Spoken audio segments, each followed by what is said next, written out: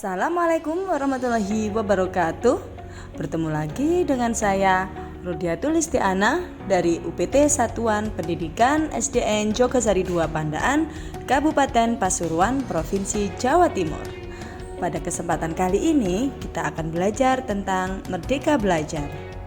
Nah, yang pertama, intisari pemikiran Ki Hajar Dewantara tentang pendidikan, yaitu pendidikan dan pengajaran sangatlah berbeda. Pendidikan dan pengajaran merupakan usaha persiapan dan persediaan untuk segala kepentingan hidup manusia dalam hidup bermasyarakat maupun hidup berbudaya dalam arti yang seluas-luasnya.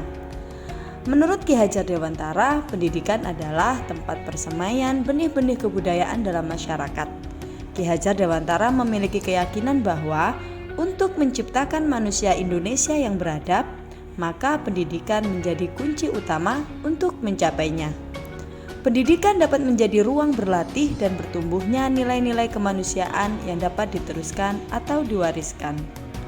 Nah, tujuan pendidikan yang pertama adalah dasar pendidikan yang menuntun.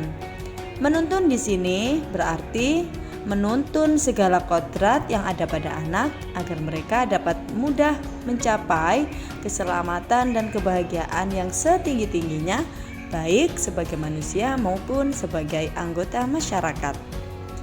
Yang kedua adalah pendidik sebagai among, artinya pendidik hanya dapat menuntun tumbuh atau hidupnya kekuatan kodrat yang ada pada anak agar dapat memperbaiki lakunya, bukan dasarnya hidup dan tumbuhnya kekuatan kodrat anak.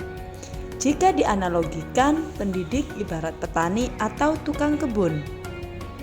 Anak-anak seperti biji tumbuhan yang disemai dan ditanam di lahan yang telah disediakan, bagaikan bulur-bulur jagung yang ditanam. Bila biji jagung ditempatkan di tanah yang subur dengan mendapatkan sinar matahari dan pengairan yang baik, maka meskipun biji jagung adalah bibit jagung yang kurang baik atau kurang berkualitas, dapat tumbuh dengan baik karena perhatian dan perawatan dari Pak Tani. Demikian sebaliknya, meskipun biji jagung itu disemai dalam bibit berkualitas baik dalam tumbuh di lahan yang gersang dan tidak mendapatkan pengairan serta cahaya matahari, juga tangan Pak Tani, maka biji jagung itu mungkin akan tumbuh tidak optimal. Kedua adalah pembelajaran yang mencerminkan pemikiran Ki Hajar Dewantara.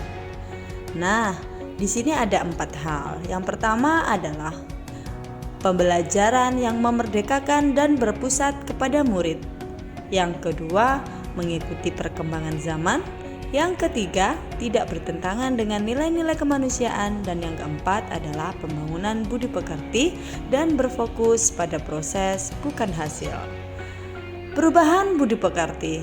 Menurut Ki Hajar Dewantara, budi pekerti diartikan sebagai perpaduan antara cipta, karsa, serta rasa sehingga bisa menciptakan sebuah karya.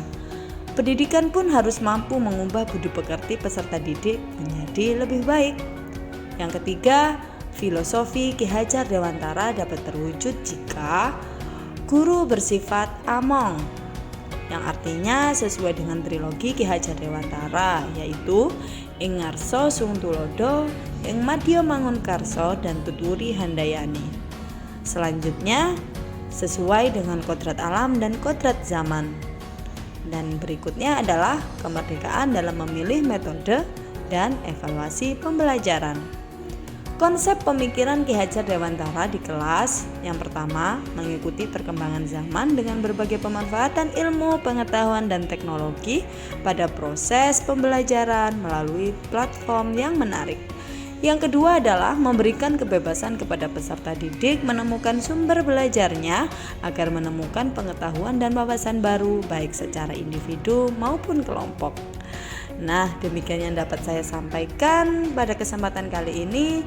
Terima kasih, semoga bermanfaat.